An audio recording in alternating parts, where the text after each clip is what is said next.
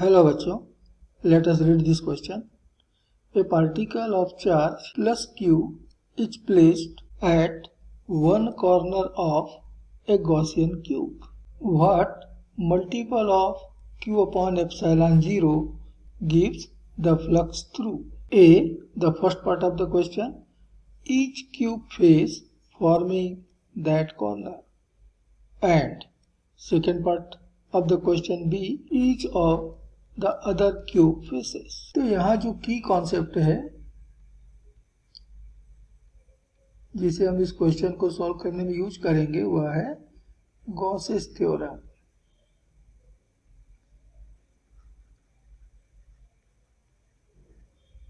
तो ये Gauss's theorem पर एक क्वेश्चन है। अब यदि हम कुछ identical cubes side by side arrange कर दें और ऐसे ही आइडेंटिकल क्यूब्स उनके डायरेक्टली ऊपर टॉप पर रखते चले जाएं, तो हमको ये देखने को मिलेगा कि हर एक कॉर्नर के साथ 8 क्यूब्स जो है वो आपस में मिलते हैं, 8 cubes.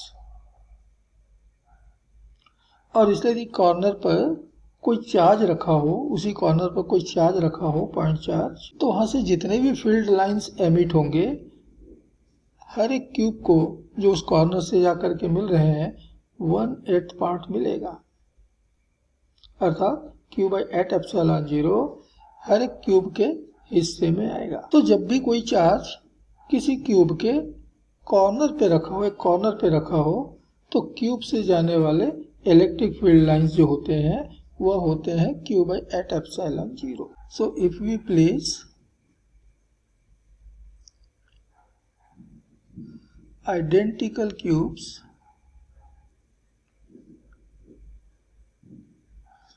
side by side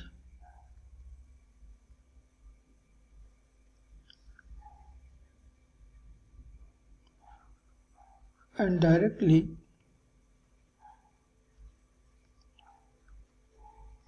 top of the cubes, then we see that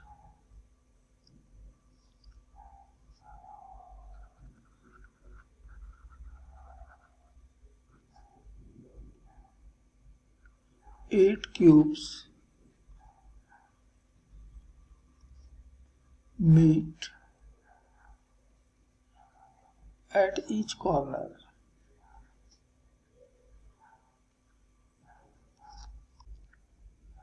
तो हमने यहाँ पर कोई पॉइंट चार्ज क्यू रखा है, तो इस क्यूब से जो टोटल फ्लक्स लिंक होंगे due to this point charge वो हो जाएगा q बाई एप्सिलॉन 0 का 1/8 and therefore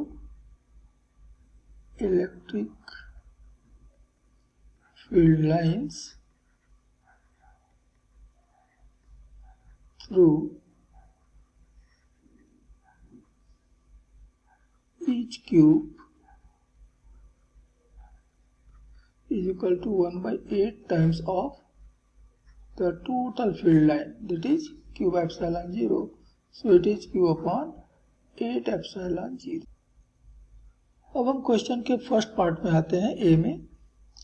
कहता है कि जिस कॉर्नर पे चार्ज रखा हुआ है उसी कॉर्नर पे जो ये जितने भी फेसेस मिल रहे हैं, अब यहाँ पर 3 फेसेस मिल रहे हैं, नंबर 1, ये नंबर 2 और इधर है नंबर 3। ये तीनों फेसेस जो हैं इसी कॉर्नर पे हमको मिलते हुए दिख रहे हैं। तो इन तीनों से कितने इलेक्ट्रिक फ्लक्स लिंक होंगे, एसोसिएट होंगे, ये हमको बतलाना है। तो चार्ज से जो फील्ड लाइन निकलते हैं एक पॉइंट चार्ज से वो रेडियल होते हैं, रेडियल बिल्कुल इस तरह से। तो ये सारे के सारे फील्ड लाइन हमारे फेसेस के पैरेलल हैं। कोई भी फील्ड लाइन हमारे फेस को, किसी भी फेस को क्रॉस नहीं करेगा, उसके पैरेलल जाएगा। और ये फील्ड लाइन पैरेलल है तो इलेक्ट्रिक फ्लक्स 0 होगा। तो since field lines emit from a point charge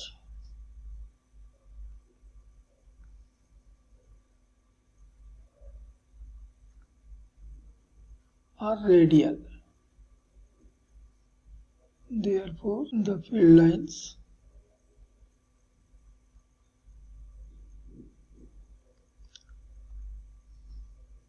are parallel to the faces meeting at this corner.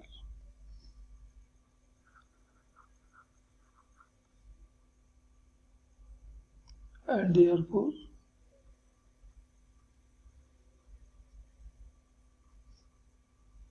electric flux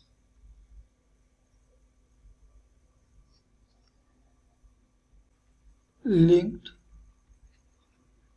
to these faces to each of these faces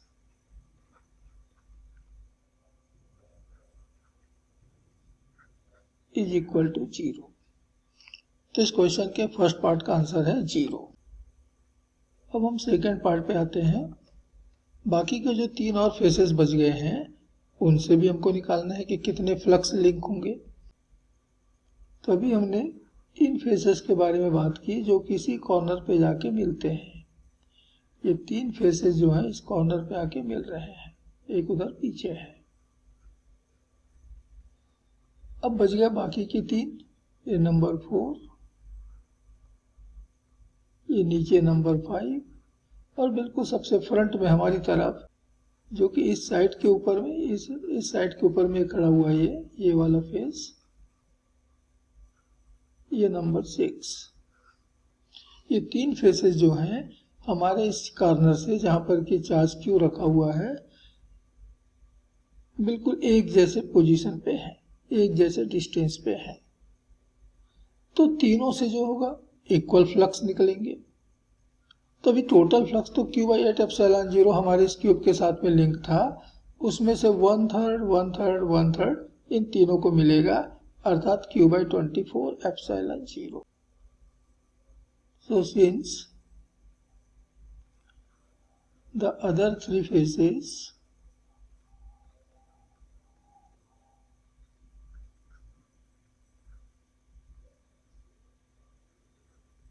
are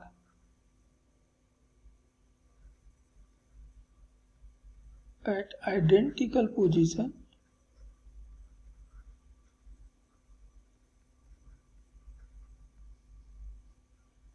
with respect to the charge, therefore the electric flux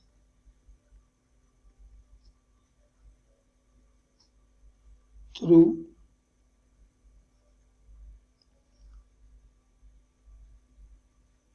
each of these phases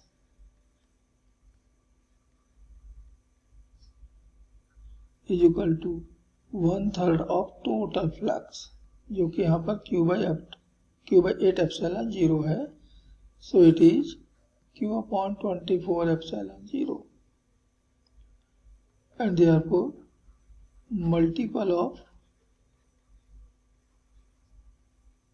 Q/epsilon 0 is equal to 1/24, which is equal to 0.0417.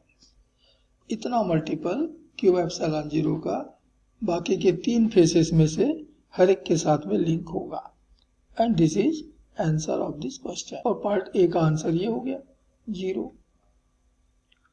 तो final answer is for the part A of this question the answer is 0 and for the part B the answer is 0.0417 or 1/24. Hope you understood it well. Best of luck.